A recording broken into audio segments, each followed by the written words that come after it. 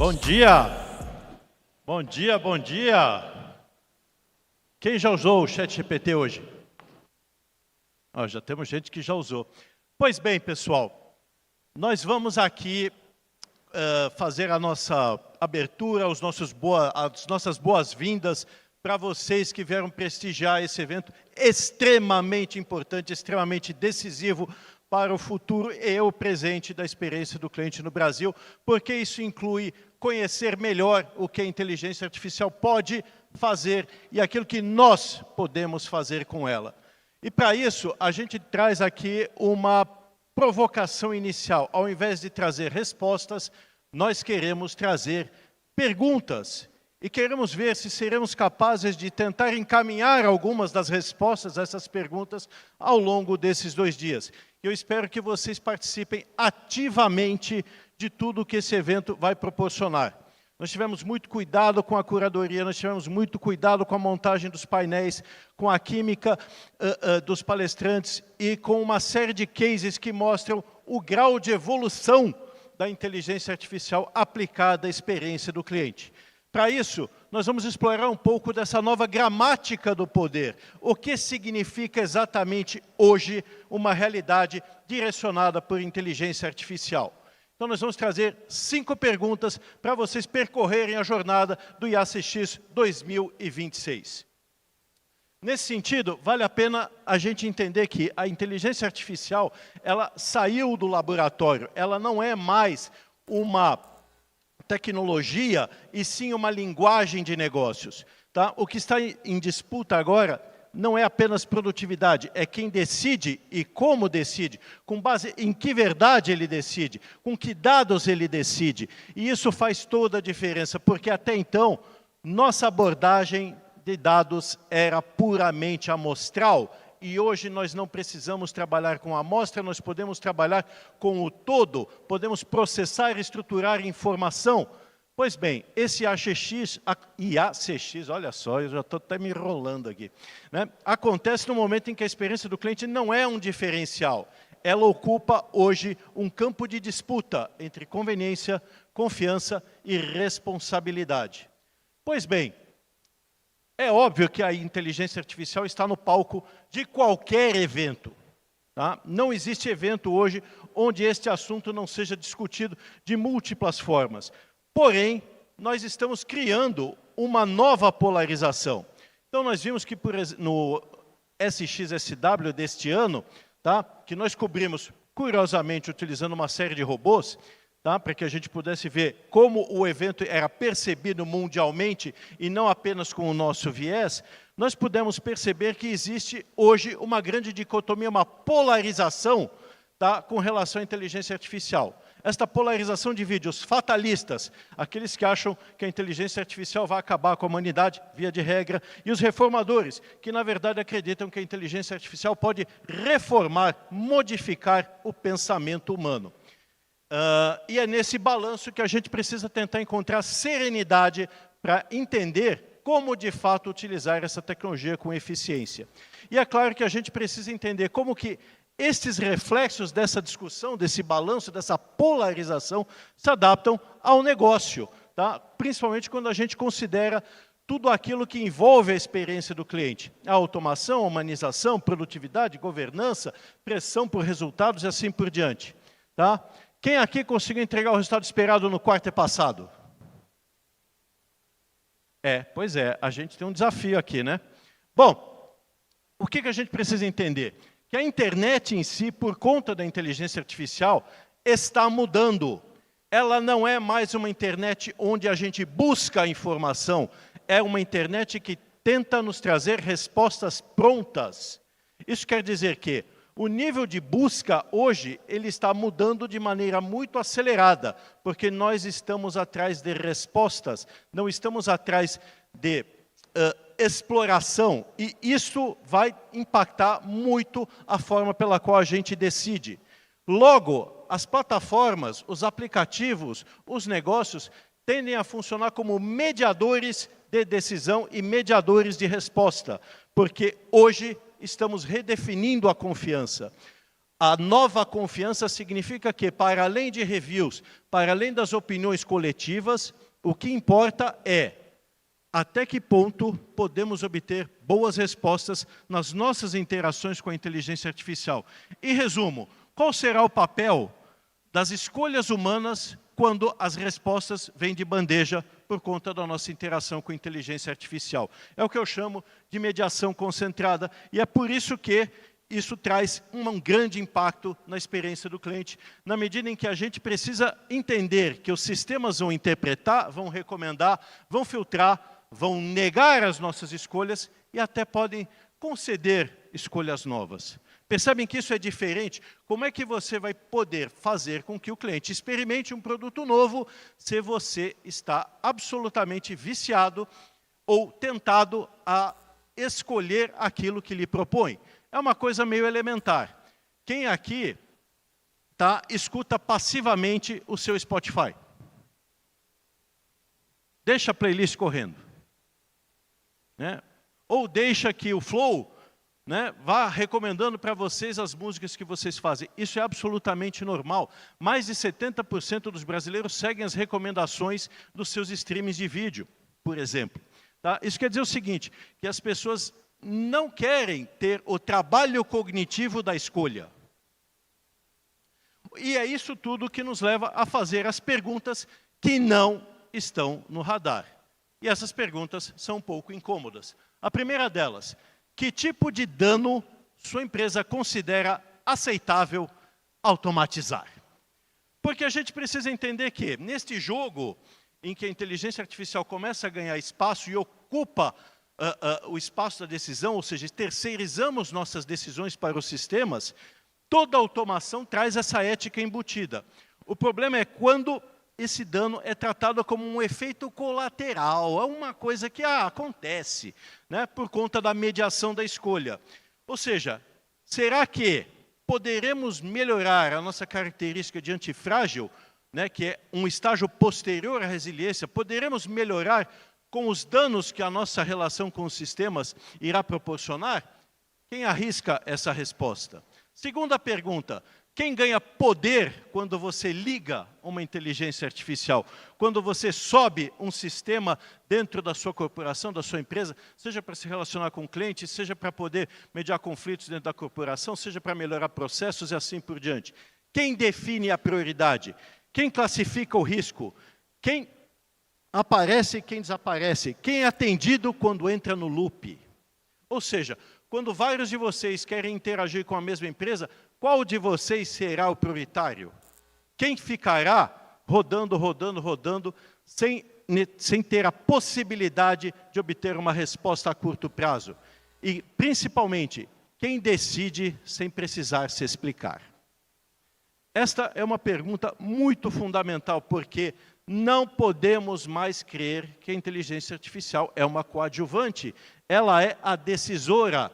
E mais, ela redistribui o poder de decisão porque subtrai o debate. Ora, se ela está dizendo que é bom, por que será que não é? Vamos adotar aquilo que ela está falando. Quantos de nós têm o olhar crítico sobre as respostas que elas podem nos trazer?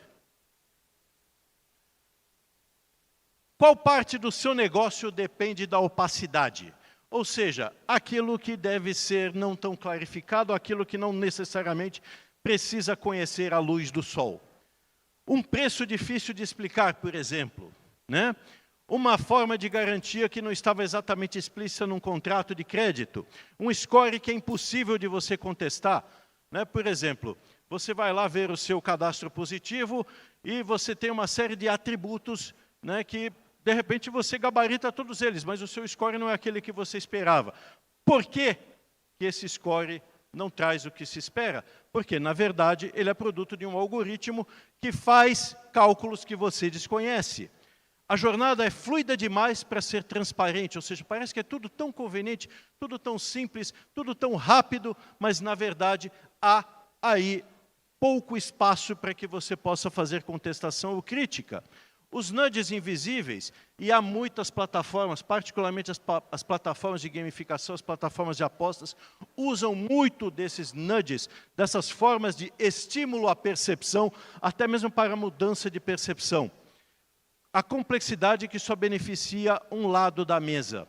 Nós precisamos tomar muito cuidado na forma pela qual a gente desenvolve os nossos sistemas para que eles não sejam complexos a ponto de beneficiar apenas um dos lados da relação de consumo. E é por isso que falamos em uma nova confiança. Poderemos confiar uns nos outros como humanos quando, na verdade, tendemos a confiar mais nos sistemas? Quarta pergunta. Se o agente for sua marca, o que ela revela sobre sua empresa e sobre você? Porque nós podemos claramente criar uma série de agentes. Por exemplo, o agente vendedor agressivo é aquele que vai priorizar a conversão acima de tudo, e dependendo da cultura da empresa, uma cultura muito agressiva, muito predadora, este vai ser o agente que vai prevalecer. Ou então o agente burocrata, que não resolve nada, e nós estamos repletos, acabamos de fazer o resultado do nosso Prêmio Consumidor Moderno, e nós vimos a prevalência nos canais digitais de agentes burocratas, que simplesmente não resolvem coisa alguma e deixam o cliente num loop sem saída. Ele entra no labirinto e dali não consegue uma resposta e é obrigado a transbordar o canal para tentar falar com um agente humano. A gente tem também o agente conselheiro, que é aquele que escuta, interpreta, tem toda aquela linguagem aparentemente amigável, mas que no fim das contas, quando bem programado, pode respeitar a autonomia do cliente. Quando o agente é a interface dominante, o UX não é uma disciplina de interface, ele acaba sendo um projeto social, no qual muitas e muitas pessoas se engajam sem perceber que estão sendo utilizadas, muitas vezes, com uma massa de manobra. A quinta pergunta: que desigualdades sua inteligência artificial amplia de forma velada? Quais são os territórios penalizados? Regiões e comunidades sistematicamente desfavorecidas pelos modelos de decisão automatizada. Sim, existe e é possível. Que regiões, que comunidades, que nichos de mercado estamos deliberadamente deixando de atender da melhor forma possível? Quais são os perfis socioeconômicos que iremos filtrar? Quais são os grupos excluídos silenciosamente antes da jornada chegar ao atendimento? Ou seja, nós podemos sim, deliberadamente, criar barreiras e camadas de tecnologia que impeçam uma experiência do cliente mais fluida, mais verdadeira. Quais as características físicas e de linguagem que podem ser mal compreendidas? Sistemas treinados em dados não representativos que falham com diversidade real. Por exemplo, se você tem uma pessoa surda tentando falar com você ao telefone, vocês estão preparados e aptos para poder lidar com isso? Até que ponto os sistemas de inteligência artificial serão capazes de reconhecer, incluir e dar acesso a esses grupos? Quais são os grupos mais expostos ao erro? Ou seja, é também possível que, no desenvolvimento dos sistemas, como nós tendemos a adotar padrões, um dos padrões possa fazer com que perfis sejam mais sujeitos a erros de sistema. Quem está olhando para isso? Quem está pensando nisso? Quem está fazendo essa curadoria? Por isso a gente precisa tomar muito cuidado no momento em que a gente desenvolve o sistema, no momento em que a gente adota o sistema, de ter eficiência protegida à custa dos mesmos de sempre. Ou seja, será que não estamos priorizando demais um determinado tipo de cliente enquanto outros é que estão pagando essa conta? Logo, essas são as 5 perguntas. Que desigualdade sua IA amplia de forma velada? Se o agente for sua marca, o que ele revela sobre sua empresa? Que parte do seu negócio depende da opacidade? Quem ganha poder quando você liga a IA? E que tipo de dano a sua empresa aceita automatizar? Nesse sentido, pessoal, a gente precisa entender que a IA é uma gramática de poder, ela é uma linguagem nova para o mundo dos negócios.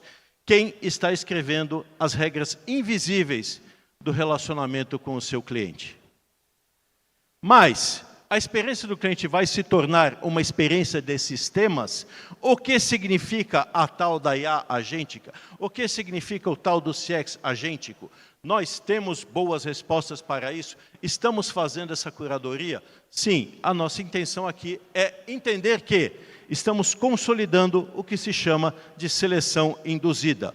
O modelo de negócio atual, a maior parte dos negócios como eles foram criados, dependem de recorrência, de engajamento incessante e monetização máxima da atenção. E como conquistar a atenção para um público que cada vez mais é indiferente àquilo que você oferece, é indiferente às formas naturais de relacionamento. Cada vez mais é difícil você manter contato visual um com o outro. Nós estamos perdendo a habilidade interativa, a habilidade social real. E é uma tensão que a inteligência artificial amplifica. Modelos de negócio versus limites humanos. Quando a eficiência do sistema é medida pelo engajamento, quem paga o preço são os limites cognitivos, emocionais e sociais das pessoas. Quantos de vocês conseguem dormir 8 horas por noite? Pelo visto, ninguém. Quantos de vocês acordam e pegam o celular? Vocês não percebem, mas isso gera um cansaço cognitivo gigantesco, porque vocês, logo que acordam, com a mente notadamente ainda cansada, porque vocês dormiram pouco, já recebem uma carga de informação absurda vinda pelo celular. Quem consegue entender o quanto esse limite humano esbarra na nossa capacidade de seleção induzida. E é justamente porque induzimos a seleção que nós estamos fazendo com que as pessoas possam, supostamente, relaxar cognitivamente, na medida em que eu terceirizo a decisão para um sistema. Pois bem, pessoal, temos aqui 2 futuros em disputa. Como eu disse, os fatalistas e os reformadores. Para os fatalistas, não há alternativa. A inteligência artificial é inevitável, sua gramática de poder é inelutável, a gente não tem como combater isso, tá? É questão de você se adaptar ou ficar para trás. As regras estão escritas por quem chegou primeiro. Será que, então, é necessário que a gente faça mais regulação? Ou então nos inclinamos ao lado dos reformadores, que acreditam que a adoção da tecnologia deve acontecer de uma forma ilimitada, sem freios, sem contrapesos, sem balanços, expondo as falhas humanas para que a gente possa repará-las a fim de tornar uma humanidade e uma sociedade melhor. Será possível reformar o pensamento humano a partir da inteligência artificial? Será que estamos vivendo um momento de polarização definitiva?